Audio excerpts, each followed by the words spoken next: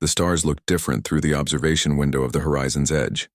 Tai Yang pressed his palm against the cold glass and watched the distant nebula paint the darkness in shades of purple and blue.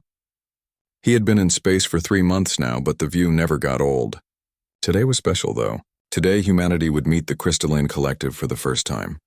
You ready for this? Hana appeared beside him, holding 2 cups of coffee. She handed one to Tai Yang and smiled nervously. First contact with a whole new species. No pressure or anything. Tai Yang took the coffee and laughed softly. I've been preparing for 2 years. If I'm not ready now, I never will be. But his hand shook slightly as he raised the cup to his lips. The truth was, nobody really knew what to expect. The Crystalline Collective had been watching humanity for decades before finally agreeing to this meeting. The ship's speakers crackled to life. All personnel to stations. The collective vessel will dock in 15 minutes. Commander Kai's voice was steady and professional, but Tai Yang could hear the tension underneath. Tai Yang made his way to the docking bay with Hana following close behind. The diplomatic team was already assembled. Director Nam stood at the front, her gray suit perfectly pressed, her face showing no emotion. She had done this sort of thing before with other alien species, but even she looked tense today. Remember, Director Nam said quietly to the team, these beings think very differently from us. They don't understand emotions the way we do. Stay calm, be respectful. Let me do most of the talking. The docking clamps engaged with a metallic thud that echoed through the bay. Lights flickered as the 2 ships connected. There was a hissing sound as the airlocks equalized pressure. Everyone held their breath. The door opened slowly. At first, Tai Yang wasn't sure what he was seeing. The figure that stepped through the doorway seemed to be made of light and crystal. It was shaped like a person, but its skin glowed with a soft blue light that pulsed gently. Its eyes were large and completely silver, reflecting everything around them like mirrors. The being wore something that might have been clothing or might have been part of its body. It was hard to tell. I am Vela, the being said. Its voice was strange, like music played on glass instruments. I speak for the Crystalline Collective. We come in observation. Director Nam stepped forward and bowed slightly. Welcome aboard the Horizon's Edge. I am Director Nam. We are honored by your presence. Vela tilted its head in a way that seemed curious. You feel honor. This is an emotion. We do not experience such things.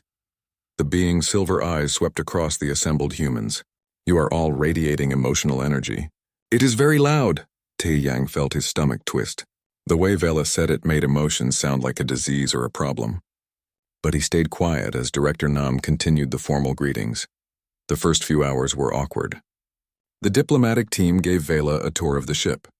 They showed her human technology, human art, human food. Vela observed everything with those mirror-like eyes but showed no reaction to anything. No smile, no frown, no surprise, nothing. It was Tai Yang's job to explain human culture. He had studied xenobiology and alien psychology for years. He was supposed to be the bridge between species. But how could he explain humanity to someone who didn't feel anything? This is our recreation area, Tai Yang said, showing Vela a room with games, books, and a small garden. Humans need to relax and enjoy themselves.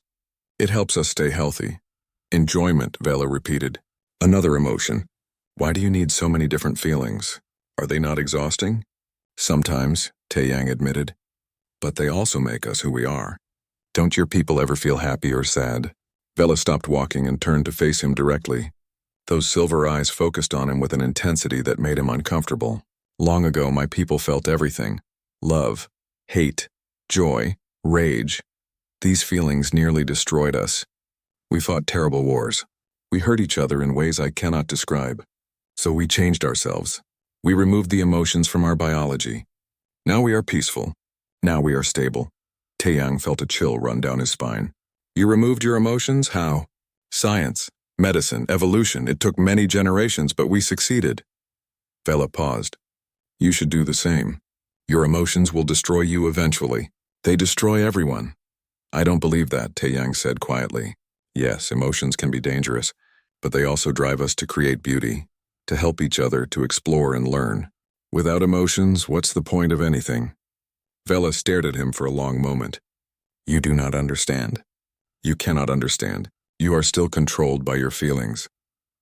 Over the next few days, Tai Yang and Vela worked together to establish communication protocols. They had to find ways for their two species to talk and understand each other. It was slow work.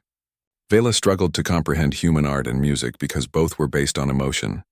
Taeyang struggled to understand how the collective made decisions without any feelings to guide them. But something strange started happening. The more time Taeyang spent with Vela, the more he saw small cracks in her emotionless exterior. Once, when he showed her a recording of Earth's oceans, her light pulsed a little brighter. Another time, when they were discussing human poetry, she asked him to repeat a verse 3 times, as if she found it beautiful but couldn't say so. Late one night, Taeyang found Vela in the observation room, staring at the stars just like he often did. "Can't sleep?" he asked, then felt foolish. "Sorry, I don't know if your people sleep." "We do," Vela said softly. "But I find I do not want to tonight. The stars are—" She paused, searching for words. "They are pleasant to observe." Taeyang smiled and stood beside her. They watched the universe in silence for a while. "Taeyang," Vela said suddenly, "you must promise me something." "What?" "Don't fall in love with me, human." Her voice was different now, almost afraid. "My people are watching me constantly. They measure my neural patterns every day. If they detect emotional development, they will recall me. They will fix me. And anyone who caused the contamination will be considered dangerous." Taeyang's heart beat faster. "Why are you telling me this?" Vela turned to face him, and for the first time, he thought he saw something in those silver eyes that looked almost like sadness. "Because I can feel myself changing. Being near you, near all of you humans, something is waking up inside me, something that has been sleeping for thousands of years, and it frightens me." She reached out and touched his hand briefly. Her skin was cool and smooth like glass. Then she pulled away and walked toward the door. "Don't fall in love with me," she whispered again. "Please." Taeyang stood alone in the observation room, his hand still tingling from her touch, and realized with terrible certainty that it was already too late. The space station Meridian 7 floated in neutral territory between human and collective space. It was built specifically for this cultural exchange program, a giant wheel spinning slowly against the backdrop of stars. Taeyang had been living here for 2 weeks now, and every day brought new challenges. The station was divided into sections. One side was designed for humans with warm colors and comfortable furniture. The other side was built for the crystalline collective, all smooth surfaces and cool light. In the middle was the shared workspace where Taeyang and Vela spent most of their time. Today they were working on translation algorithms. Human languages were full of emotional context and hidden meanings. The collective's language was pure logic and information. Making them work together was like trying to mix oil and water. "This word you use," Vela said, pointing at Taeyang's screen. "Love. You have many different meanings for it. Love for family. Love for friends. Love for romantic partners. Love for food. How can one word mean so many things?" Taeyang rubbed his tired eyes. They had been at this for 6 hours straight. Context matters. We understand the difference based on how and when the word is used. "That is inefficient," Vela said, but there was something in her voice that wasn't quite criticism. It sounded almost like curiosity. Hana came into the room carrying food. She was one of the few other humans on the station, and Taeyang was grateful for her friendship. Break time. "You two have been working non-stop." "The collective does not require breaks," Vela said automatically. "Well, humans do," Hana replied cheerfully. "And since you're working with humans, you get breaks too. Come on, I brought the good snacks." To Taeyang's surprise, Vela followed them to the small dining area without argument. She sat and watched as the two humans ate. Her silver eyes focused on every movement, every expression. "Do you miss your home?" Hana asked Vela. Vela was silent for a long moment. "I do not experience missing. That is an emotional state. But you remember your home, right? The place where you grew up?" "Yes, I remember the crystal spires where I was educated. I remember the logic gardens where we practiced clear thinking. I remember—" Vela paused, her light pulsing slightly.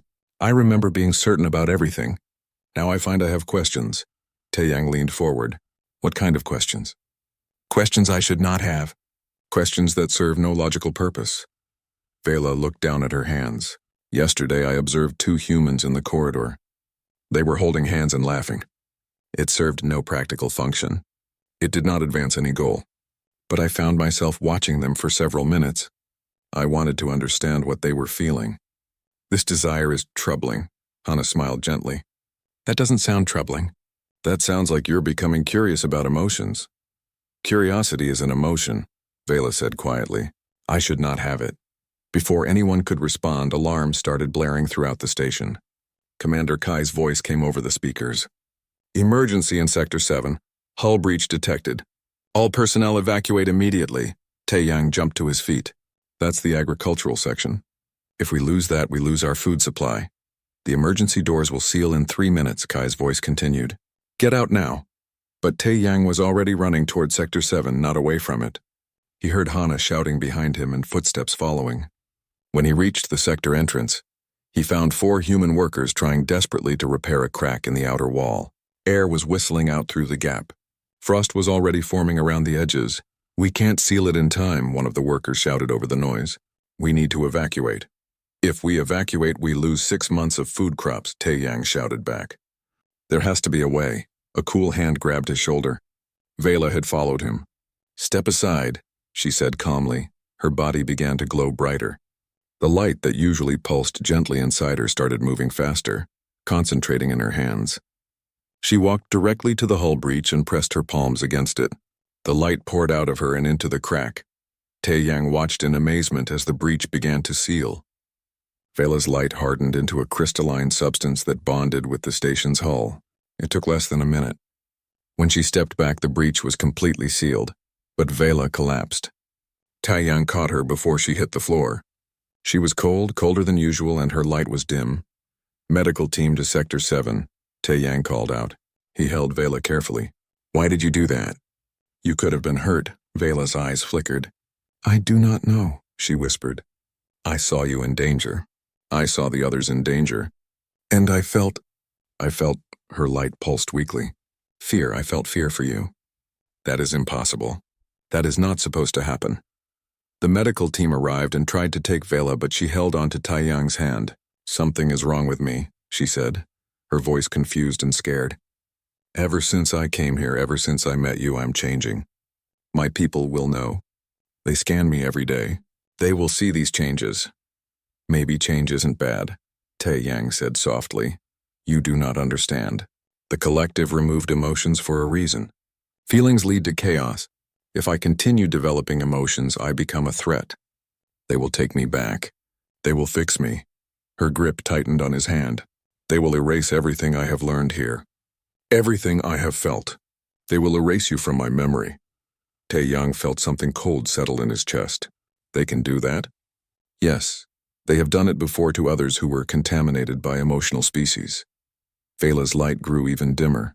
I should let them. It would be logical. It would be safe, but... She looked up at him, and her silver eyes seemed to reflect something new. Something that looked like pain. But I do not want to forget. Is that selfish? Is that wrong? No, Taeyang said firmly. That's not wrong. That's human, he paused. I mean, that's alive. That's what living beings feel. The medical team finally convinced Vela to go to the medical bay for rest. Hana pulled Taeyang aside afterward. That was incredibly brave what she did, Hana said, but also incredibly foolish. She risked herself for us. I know. Taeyang, you're getting attached to her. I can see it. But you heard what she said. Her people are monitoring her. If they think humans are corrupting her, this whole exchange program could end. There could even be conflict. I know, Taeyang repeated, but he couldn't get the image out of his head. Vela, glowing bright and fearless, sealing the hull breach. Vela collapsed and confused, admitting she felt fear for him. Vela begging not to forget. That night, Taeyang couldn't sleep. He went to the observation deck and found Vela already there, staring at the stars like she often did now. You should be resting, he said. I do not want to rest. I want to feel this while I still can. She gestured at the view. Before today, stars were just balls of burning gas to me. Data points. Nothing more. But now when I look at them, I feel... She struggled with the words. Wonder, beauty, sadness that I will never visit them all. Are these feelings normal for you? Very normal, Taeyang said, standing beside her. They stood in silence for a while. Then Vela spoke again, so quietly he almost missed it. I am afraid, Taeyang. I am afraid of what I am becoming. But I am more afraid of going back to what I was. How do I choose between them? Taeyang wanted to take her hand to comfort her, but he knew that might make things worse. So instead he just said, maybe you don't have to choose. Maybe there's a third option we haven't thought of yet. That would require hope, Vela said. Hope is an emotion. Yes, Taeyang agreed. Yes, it is. Vela's light pulsed softly in the darkness, and Taeyang realized that he had already broken her warning. He had already done exactly what she told him not to do. And he suspected she had broken her own warning too. The message came 3 weeks after the hull breach incident. Vela was summoned to meet with Elder Synthesis, her direct superior in the collective. The meeting would happen via quantum communication link in the private chambers on the collective side of the station. Taeyang knew something was wrong when Vela came to find him before the meeting. She looked different. Her usual steady glow was flickering like a candle in the wind. They know, she said simply. My neural scans show emotional development. They are going to recall me for recalibration. What exactly is recalibration? Taeyang asked, though he was afraid he already knew the answer. They will suppress the emotional centers of my brain. They will adjust my biochemistry. When they are finished, I will not remember feeling anything. I will not remember why I saved you during the breach. I will not remember. She stopped, unable to continue. There has to be another way. There is not. The collective has rules. These rules have kept us safe for thousands of years. Vela's voice was steady, but her light betrayed her. It pulsed rapidly, showing distress. I should want this. I should be relieved. Instead, I feel dread. That is how contaminated I have become. Before Taeyang could respond, she turned and walked away to her meeting. Taeyang found himself unable to work. He paced the corridors, his mind racing. Hana found him an hour later. You look terrible, she said. They're going to erase her emotions. They're going to erase her memories of us. He slammed his fist against the wall. And I can't do anything about it. Maybe you can, Hana said carefully. Come with me. There's someone you should talk to. She led him to a small office where Yuna was waiting. Yuna was a psychologist who specialized in interspecies relationships.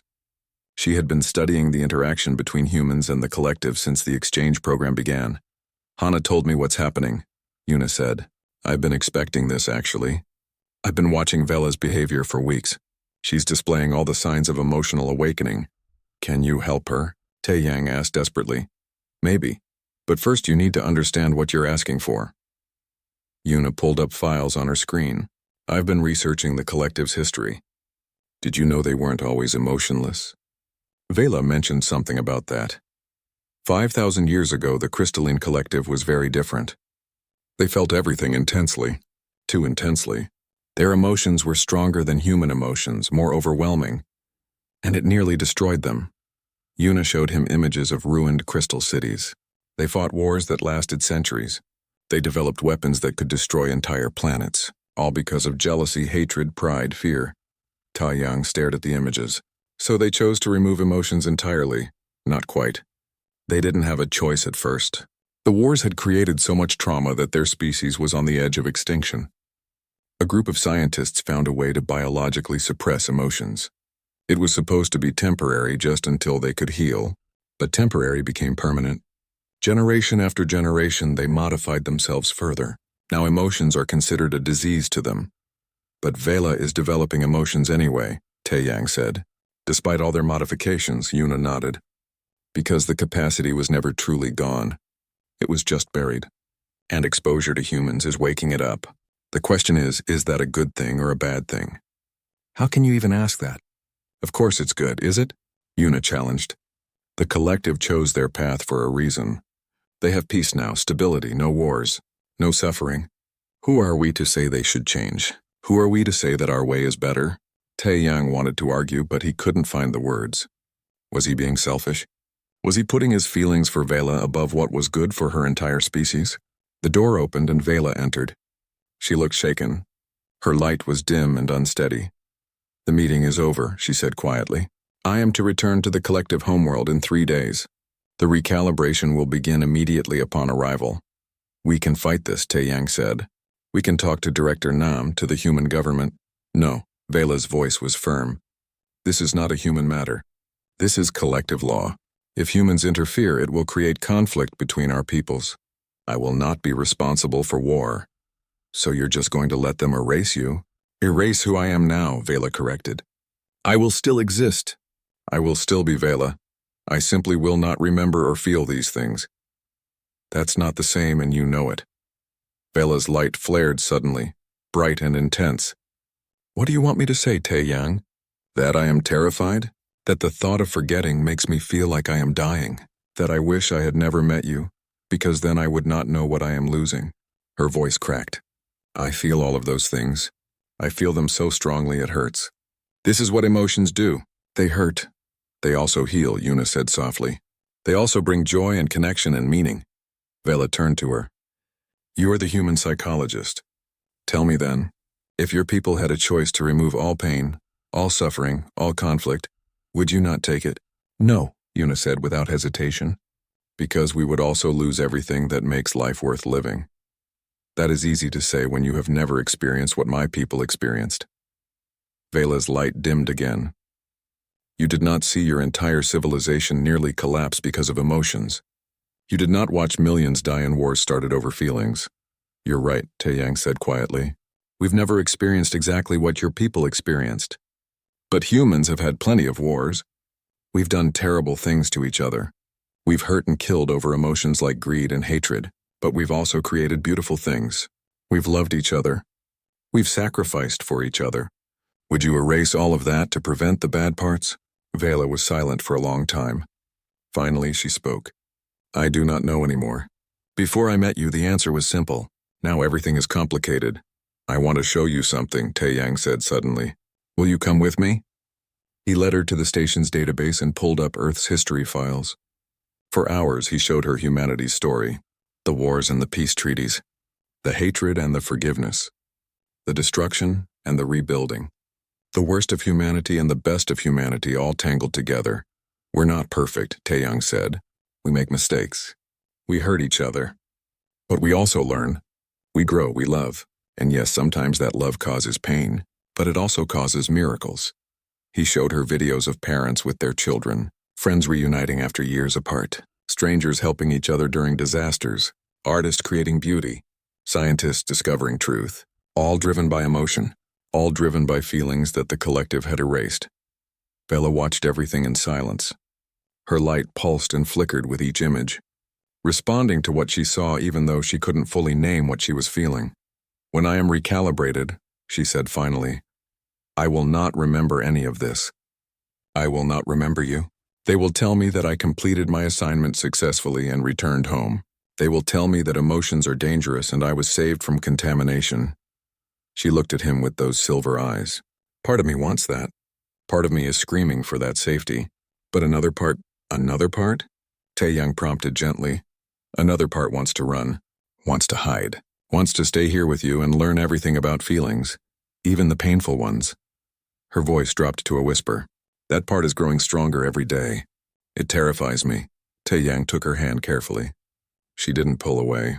You told me not to fall in love with you. I did. It's too late now, he said softly. I'm already there, and I think you might be too. Vela's light pulsed rapidly. If that is true, then we are both in danger. My people will see this as a threat. They will not just recalibrate me. They will classify all humans as dangerous corruptors. Your people will be banned from collective space. All diplomatic relations will end. Then we need to find another way, Tae-yang said. We need to show them that emotions aren't just dangerous. We need to prove that what you're experiencing is evolution, not corruption. How? I don't know yet. But we have 3 days to figure it out. Vela squeezed his hand. It was the first time she had initiated physical contact. 3 days is not enough time to change 5,000 years of collective philosophy. Maybe not, Tae-yang admitted. But humans are good at doing impossible things. It's kind of our specialty. For the first time since the meeting, Vela's light steadied. It wasn't bright or confident, but it was stable. You are either very brave or very foolish. Probably both, Tae-yang said with a small smile. But I'm not giving up on you. Humans don't abandon the people we care about. Ever. Director Nam was not happy. She sat behind her desk in the station's administrative office, her face carved from stone as she listened to Tae-yang's proposal. Let me make sure I understand, she said coldly. You want humanity to officially protest the collective's internal policies. You want us to claim that recalibration is a violation of individual rights, and you want us to offer Vela asylum on Earth. Yes, Taeyang said firmly. All of that. Do you have any idea what you're asking? We have spent years building this relationship with the collective. This exchange program is just the beginning. There are trade agreements in negotiation, technology sharing treaties, scientific collaborations. And you want me to throw all of that away for one alien who agreed to come here knowing the risks? It's not just about Vela, Taeyang argued. It's about what's right. Forcing someone to have their emotions and memories erased against their will is wrong. It doesn't matter what species they are. Hana, who had come with Taeyang for support, spoke up. Director, we've been monitoring Vela's neural scans with her permission. Her emotional development isn't harmful. She's not becoming unstable or dangerous. She's just becoming more aware, more alive. The collective would disagree, Director Nam said. They have 5,000 years of evidence that emotions lead to destruction. Who are we to tell them they're wrong? Who are we? Taeyang's voice rose. We're humans. We're the species that looked at impossible problems and solved them anyway. We're the species that reached for the stars when everyone said we couldn't. We're the species that believes in freedom and choice and the right to be yourself, even if yourself is messy and emotional and complicated. Director Nam was quiet for a moment. Then she sighed. You're asking me to start a diplomatic crisis over feelings, Taeyang. Over emotions. The very thing that the collective fears most. I'm asking you to stand up for someone who can't stand up for themselves. Isn't that what humanity is supposed to do? Ideally, yes. But we live in the real world. A world where we are one species among many, and we can't afford to make enemies. She stood up and walked to the window, looking out at the stars. I will bring your concerns to Earth's diplomatic corps, but I can't promise anything. The decision is above my authority.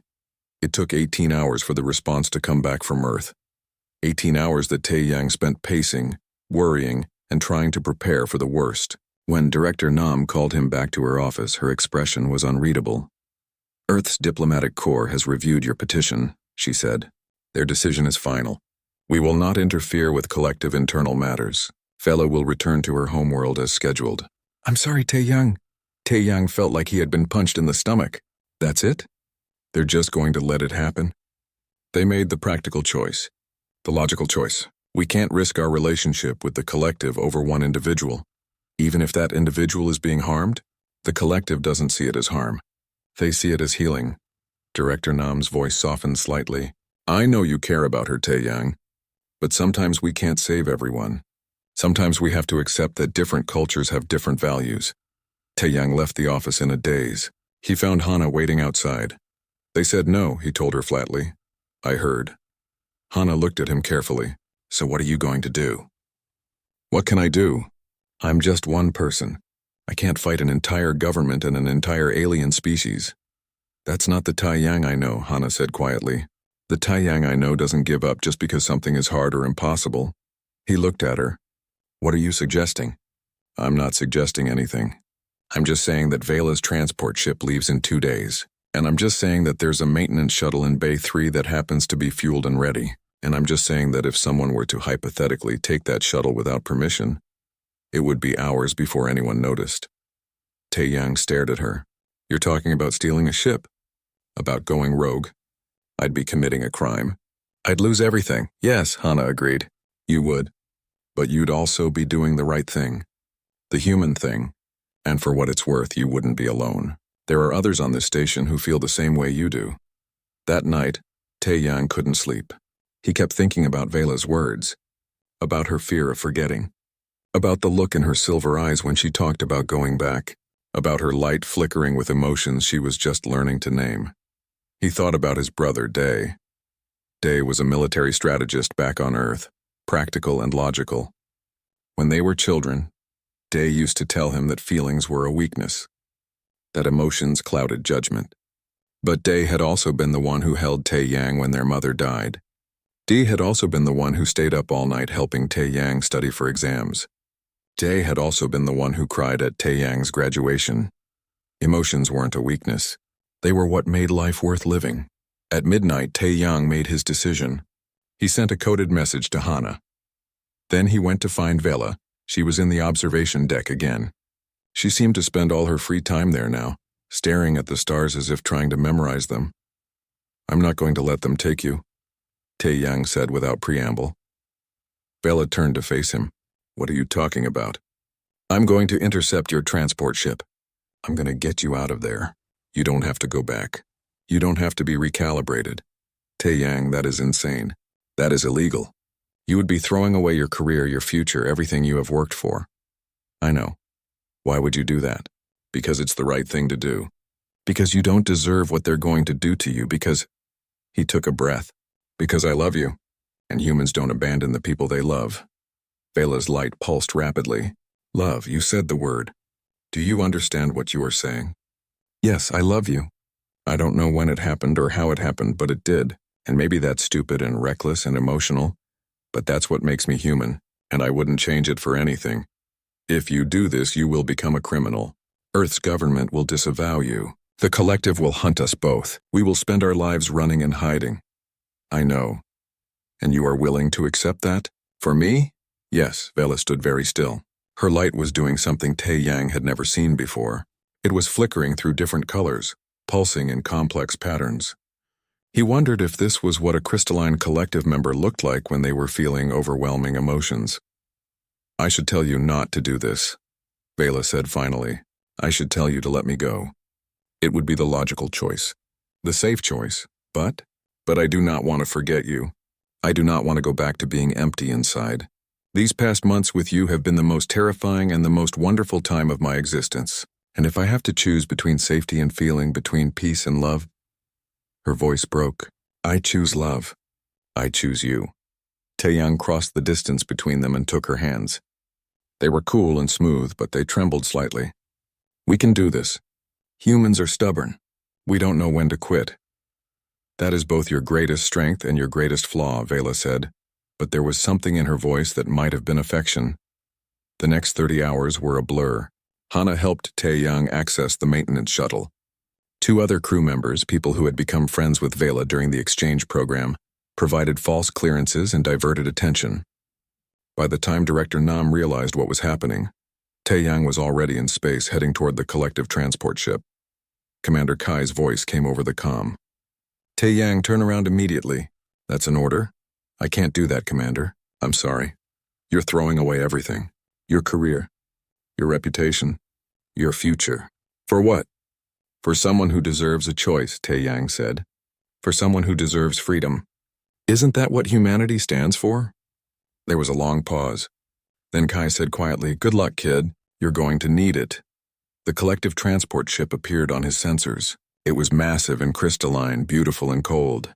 Tae-yang's little shuttle looked like an insect next to it. He opened a communication channel.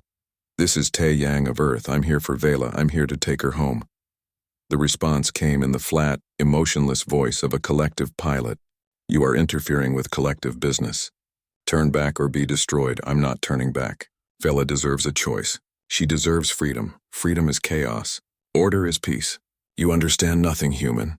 "Maybe," Tae-yang agreed. "But I understand love, and I understand that forcibly changing someone against their will is wrong, no matter what you call it. So I'm not leaving without her." The transport ship powered up its weapons. Tae-yang's hands tightened on the controls. He was ready to die for this. Ready to die for her. Then a new voice came over the comm. Vela's voice. "This is Vela. I am leaving the transport. I am choosing to go with the human. I am choosing to feel." "You are making a mistake," the collective pilot said. "Perhaps," Vela replied, "but it is my mistake to make." The collective homeworld was unlike anything Tae-yang had ever seen. Crystal spires rose from the ground like frozen music, catching the light of their binary suns and scattering it into rainbows.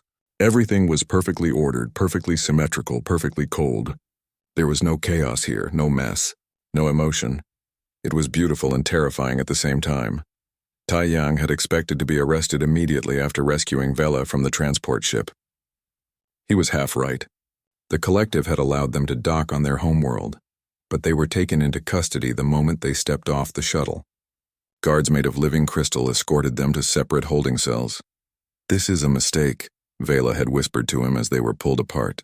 "They will punish you for helping me. They will make an example of you." "Let them," Tae-yang had replied. "At least you're free. But Vela wasn't free. Neither of them were. 3 days passed in the cell. Taiyang was alone with nothing but his thoughts and the unchanging crystal walls. He was given food and water, but no one spoke to him. No one explained what was happening. The silence was worse than any interrogation. On the 4th day, the door opened. A human stood there wearing a formal suit and carrying a briefcase. He was older, with gray hair and sharp eyes. "My name is Seok," the man said. "I'm a lawyer specializing in xenolaw. Earth's government sent me to defend you." "Earth sent you?" I thought they disavowed me. "Officially, they did. Officially, you're a rogue criminal who acted against orders." Seok stepped into the cell and sat down across from Taiyang. "Unofficially, there are people in the government who think you did the right thing. They can't say so publicly, but they sent me to help. I'm very good at what I do. Can you win?" Seok was quiet for a moment. "The collective operates on pure logic. They don't understand concepts like mercy or compassion. But they do understand arguments, evidence, and precedent. If I can prove that Vela's emotional development isn't harmful, we might have a chance. And if you can't, then you'll be held responsible for corrupting a collective citizen. The penalty for that is severe. They'll likely ban all humans from their space forever. As for you personally..." Seok didn't finish the sentence. He didn't need to. The trial began the next day. The courtroom was a vast chamber made entirely of crystal. Light filtered through the walls, creating strange patterns on the floor. At the front of the room sat the Council of Synthesis, 12 collective members who served as judges. They sat motionless, their silver eyes reflecting nothing. Taiyang was brought in wearing restraints. Vela was already there, standing alone in the center of the room. She looked small and scared, her light dimmer than he had ever seen it. When she saw him, her light pulsed once, briefly bright. He tried to smile at her, to give her courage. "This trial will determine 2 matters," the Central Council member announced. "First, whether the individual Vela has been contaminated beyond recovery. Second, whether the human Taiyang is guilty of deliberately corrupting a collective citizen. Both parties will present evidence. The Council will decide based on logic and fact." The prosecution went first. A collective representative presented neural scans showing Vela's emotional development over the past months. The evidence was damning. Her brain showed activity in regions that had been dormant for generations. She was experiencing feelings that her species had eliminated thousands of years ago. "This contamination is dangerous," the prosecutor stated flatly. "Emotions led to our species' near extinction. They cause irrationality, violence, and chaos. By exposing Vela to human emotional patterns, Taiyang has endangered her and potentially all collective citizens who interact with her." Then it was Seok's turn. He stood up calmly and approached the council. "Members of the council, I won't dispute the facts. Yes, Vela has developed emotional responses. Yes, this was influenced by her time with humans. But I challenge the assertion that this is contamination or corruption. I argue that it is natural evolution." The council members shifted slightly. It was the first reaction Taiyang had seen from them. Seok continued.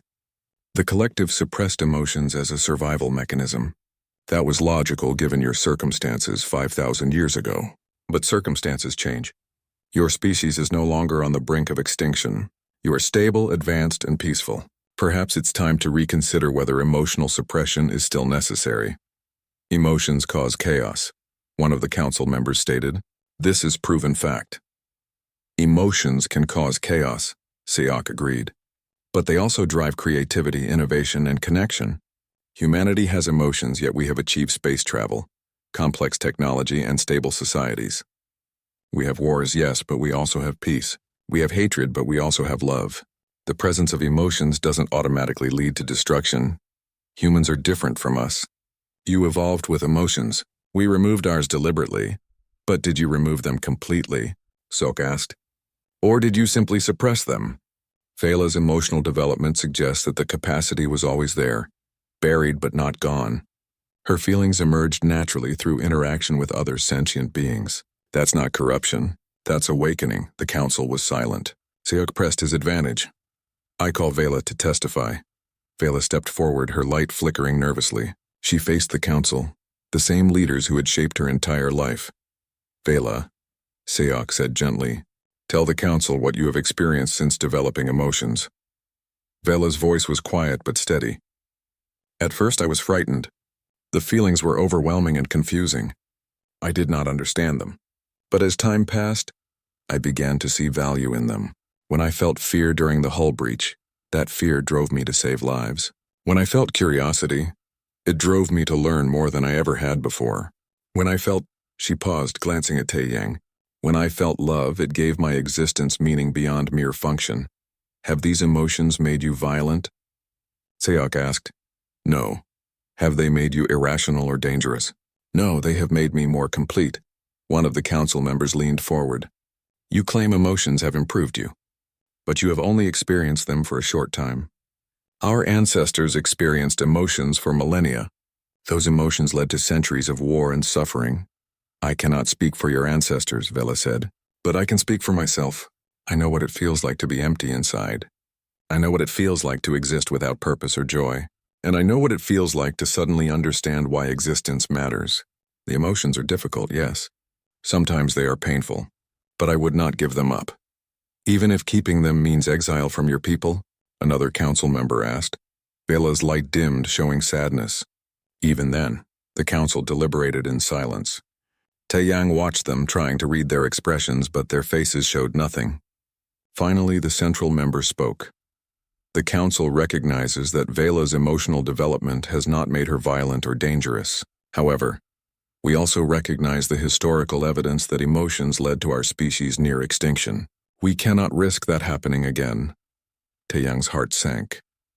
Therefore, the council member continued, we offer Vela a choice. She may undergo recalibration and return to the collective, forgetting all she has experienced.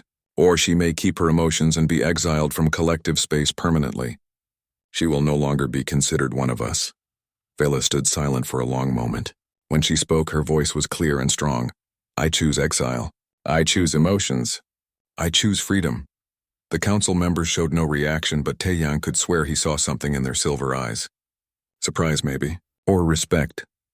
As for the human Taeyang, the central council member said, turning to him, you are charged with corrupting a collective citizen. However, our investigation shows that you did not force Vela into anything. You presented information and allowed her to make her own choices. You respected her autonomy even when it put you at risk. Therefore, we find you not guilty of corruption. Taeyang could barely believe what he was hearing. However, the council member added, your actions were still disruptive to our society. You will be banned from collective space for a period of 10 years. After that time, you may petition for the ban to be lifted. I accept those terms, Taeyang said immediately. This trial is concluded, the council announced. Vela is no longer a member of the crystalline collective. She is free to go with the human. As they were being escorted out, something unexpected happened. One of the younger guards, a collective member who had been standing silent throughout the trial, approached Vela. What you did was brave, the guard said quietly. Their light pulsed in a pattern Taeyang didn't recognize. Watching this trial, I felt something. I do not know what it was, but I think I would like to understand. Vela touched the guard's hand gently. Then seek understanding. You have that choice now. As they left the courtroom, Taeyang saw other collective members watching them. Some looked confused. Some looked angry. But some, especially the younger ones, looked curious. Their lights were pulsing in unusual patterns, showing something that might have been the very beginning of emotional awakening. What have we done? Vela whispered. We showed them there's another way, Taeyang replied. What they do with that information is up to them. On the ship back to human space, Vela stood at the window, looking back at her home world as it shrank into the distance. 6 months had passed since the trial. Taeyang and Vela had settled on Earth in the city of Seoul, in a small apartment overlooking the Han River. Vela was still adjusting to life among humans, learning to navigate a world full of emotions and chaos and beautiful mess. She was also becoming something of a celebrity, though not in the way either of them had expected. It started with a message, a coded transmission that arrived late one night, sent through channels that were technically illegal but impossible to trace. The message was from the collective homeworld, from the young guard who had spoken to Vela after the trial. My name is Lyra, the message said. After watching your trial, I began to question everything I was taught. I researched our history, the real history, not the sanitized version. I found others who felt the same way. We are few, but we are growing. We need guidance. We need hope. Please respond if you can. Vela stared at the message for a long time, her light pulsing with complex emotions: hope, fear, excitement, guilt. You should answer, Taeyang said gently. If I do, I will be interfering in collective affairs. The council could use this as evidence that I am actively corrupting their citizens, or you could be helping people who want to help themselves. He sat beside her.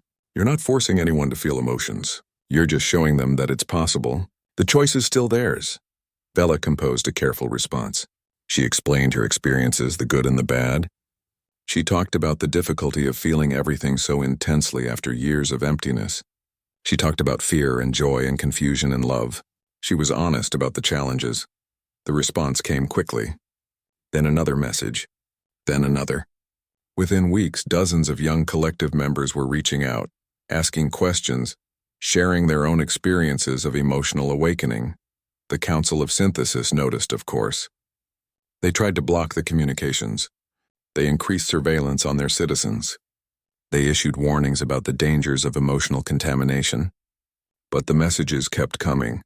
Then something unexpected happened. A collective research scientist named Nex published a paper analyzing the neural scans of emotionally developing collective members. The paper showed that emotions didn't cause the destructive patterns that ancient collective members had experienced.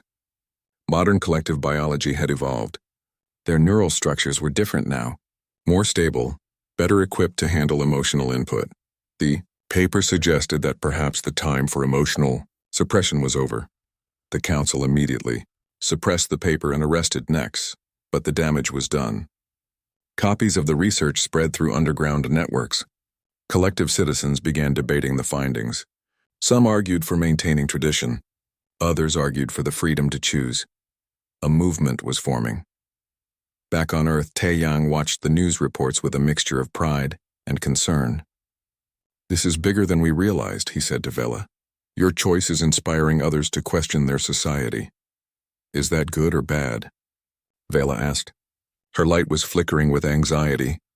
It's both, Hana said. She had come to visit them, bringing food and news from the human government. The council is considering it a threat. They're cracking down hard. But the movement is growing despite that. Or maybe because of that. People are being hurt because of me, Vela said quietly. Nex is imprisoned. Others are being watched and punished. Maybe I should tell them to stop. Maybe I should say this was all a mistake. Do you believe it was a mistake? Taeyang asked. No. But I also do not want others to suffer for my choices. They're not suffering for your choices, Hana pointed out. They're suffering for their own choices. You showed them a door. They're the ones choosing to walk through it. The situation escalated rapidly. Protests began on the collective homeworld, something that hadn't happened in thousands of years. Young collective members gathered in public spaces, their lights pulsing in synchronized patterns that the council couldn't suppress. They weren't demanding revolution. They were simply asking for choice. The council responded with force. They arrested protest leaders. They mandated immediate recalibration for anyone showing signs of emotional development. They declared a state of emergency. That's when Lyra sent another message. This time it wasn't a question or a request for guidance. It was a plea. They are taking us by force. They are erasing us one by one. We need help. We need the humans to see what is happening. Please. Taeyang brought the message to Director Nam, who was now coordinating Earth's response to the crisis. She listened carefully, her face grave. This is an internal collective matter, she said finally. Earth's official position is non-interference. People are being hurt, Taeyang argued. They're being forcibly altered against their will. How can we just watch? Because if we interfere, it could start a war. The collective is powerful. They have weapons and technology we don't fully understand, and not all collective members support this movement. Many believe the old ways should be maintained. If we take sides, we could make things worse, so we do nothing? Director Nam was quiet for a moment. Then she said carefully, officially, we do nothing. Unofficially, information is not interference. If someone were to document what's happening on the collective homeworld, if someone were to share that information with the galaxy, well, that would be journalism, not intervention. Taeyang understood. You want us to expose what the council is doing. I want the truth to be known. What happens after that is not up to me. Vela and Taiyang worked with a small team of human journalists and activists. They compiled messages from collective citizens. They gathered evidence of forced recalibrations. They documented the peaceful protests and the Council's violent responses. Then they released everything to the galactic news networks. The response was immediate and overwhelming. Other alien species, many of whom had their own complicated relationships with the collective, began weighing in.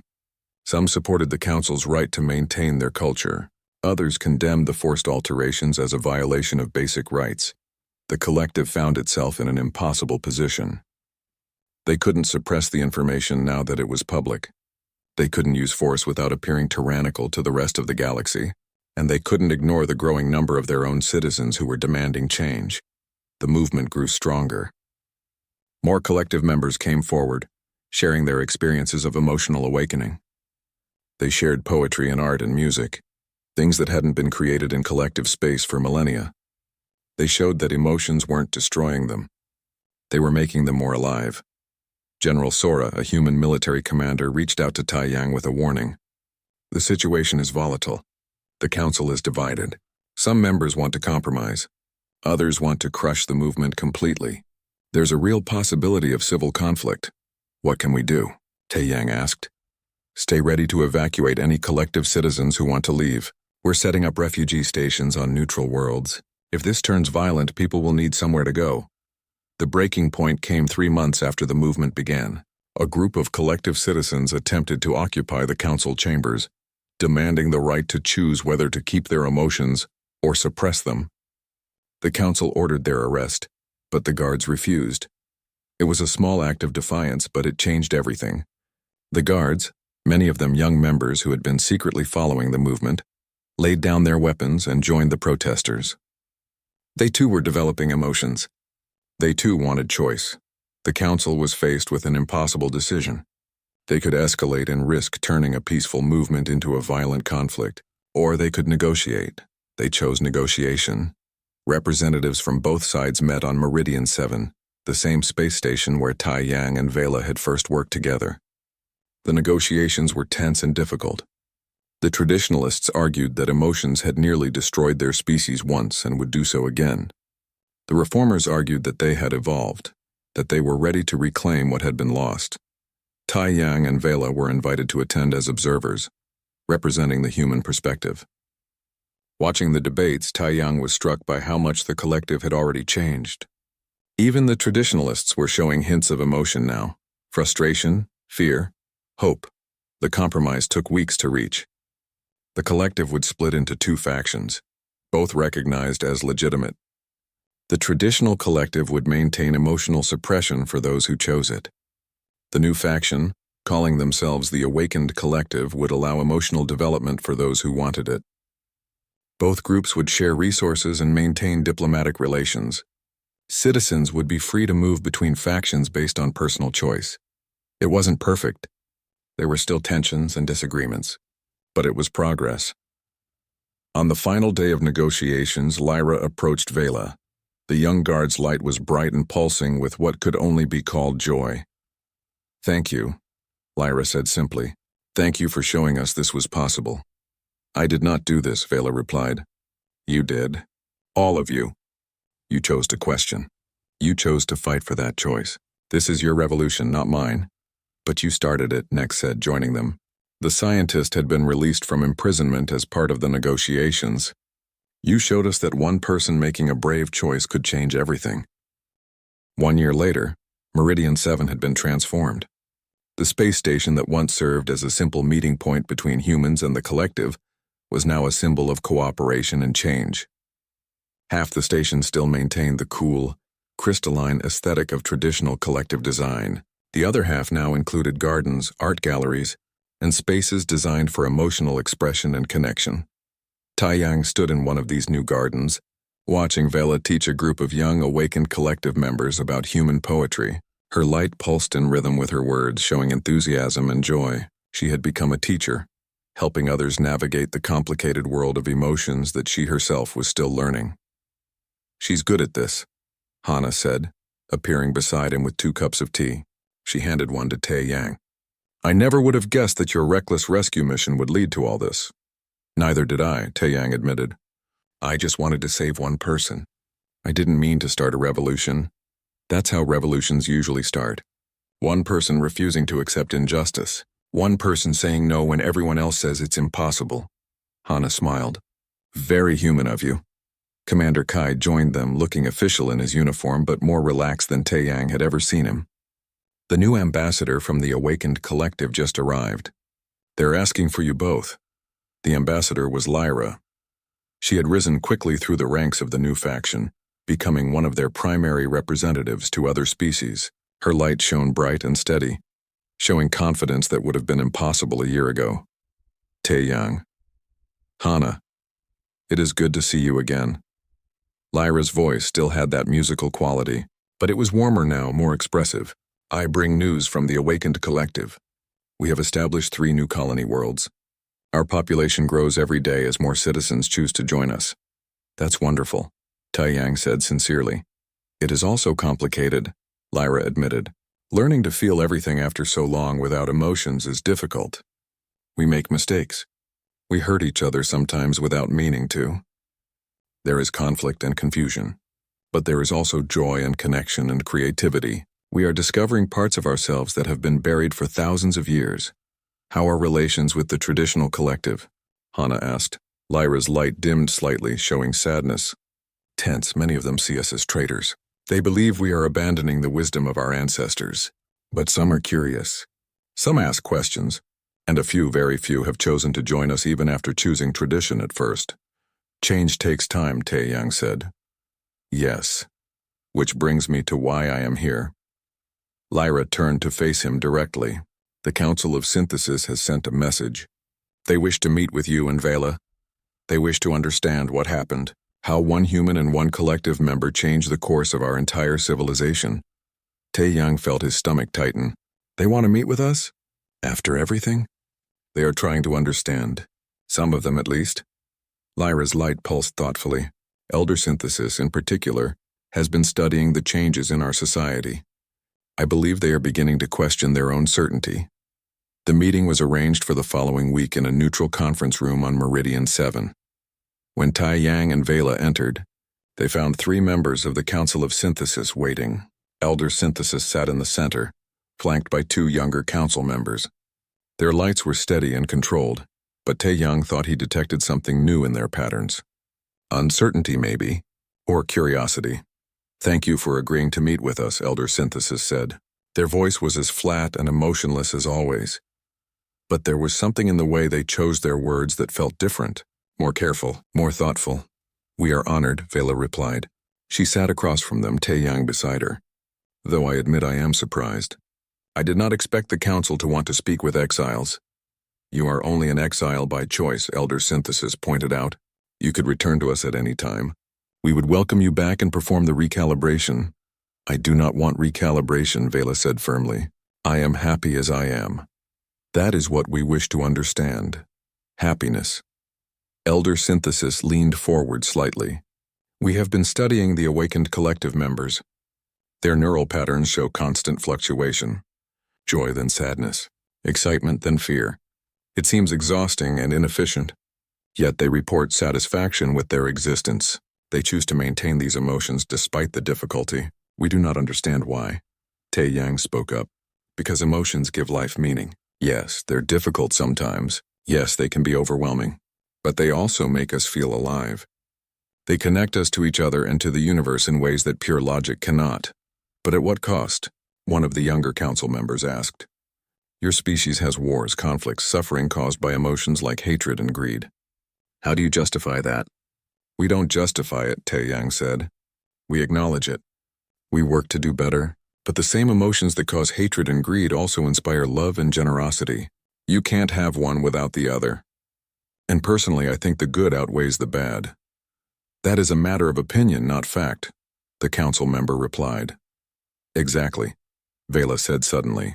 That is the point. Opinions are personal. They are subjective. They are based on individual experience and feeling. For 5,000 years, the collective has operated on pure logic, seeking objective truth. But some truths are not objective. Some truths can only be experienced, not calculated. Elder Synthesis was quiet for a long moment. When they spoke, their voice was careful. We have been reviewing our history, the real history, not the simplified version we teach. We discovered something troubling. The emotional suppression was meant to be temporary, a healing measure after the wars, but it became permanent because it was easier, it was safer. It removed the need for difficult choices and personal responsibility. This was unexpected. Taeyang exchanged a glance with Vela. Are you saying the council made a mistake? Vela asked quietly. I am saying the council may have chosen safety over growth, stagnation over evolution. Elder Synthesis's light flickered briefly, showing something that might have been shame. Since the split, we have been observing both factions. The traditional collective is stable and peaceful, but the awakened collective is creating art, music, literature, and new technologies. They are innovating in ways we have not seen in millennia. They are growing. We are not. So what will you do? Taeyang asked. I do not know yet. That is why I wanted to speak with you. To understand how you made your choice. To understand if it is possible to change after so long being one way. Vela reached across the table and did something shocking. She took Elder Synthesis's hand. The elder flinched but did not pull away. I was terrified when I first started feeling emotions, Vela said gently. Everything was too much. Too bright, too loud, too overwhelming. But I learned that emotions are like muscles. The more you use them, the stronger and more controlled they become. It is difficult, yes, but it is also beautiful, and you do not have to choose all at once. Small steps, small changes, that is how it begins. Elder Synthesis looked down at their joined hands. For a long moment nothing happened, then slowly their light began to pulse in a new pattern. Uncertain, afraid, but also curious. I felt something. Elder Synthesis whispered. Just now, when you touched my hand, I felt warmth, connection. It was brief and small, but it was there. They looked up, their silver eyes wide. It has been 3,000 years since my genetic line underwent emotional suppression. I thought it was permanent. I thought I could never feel, but I was wrong. The other council members moved closer, their lights showing agitation. They were frightened by what they were witnessing, but they were also fascinated. Over the following months, something remarkable happened. Elder Synthesis began spending time with members of the awakened collective, learning about emotions, asking questions, and slowly, carefully, allowing their own suppressed feelings to emerge. It was a slow process, sometimes painful, but they persisted. Other council members watched. Some condemned Elder Synthesis as weak. Others grew curious. And a few, very few, began their own journeys of emotional awakening. The split between traditional and awakened collective remained, but the divide became less sharp. More communication happened between the two groups. More understanding developed. And slowly, the fear that had driven the original suppression began to fade, replaced by hope. Taeyang and Vela's role in all of this became something neither had expected.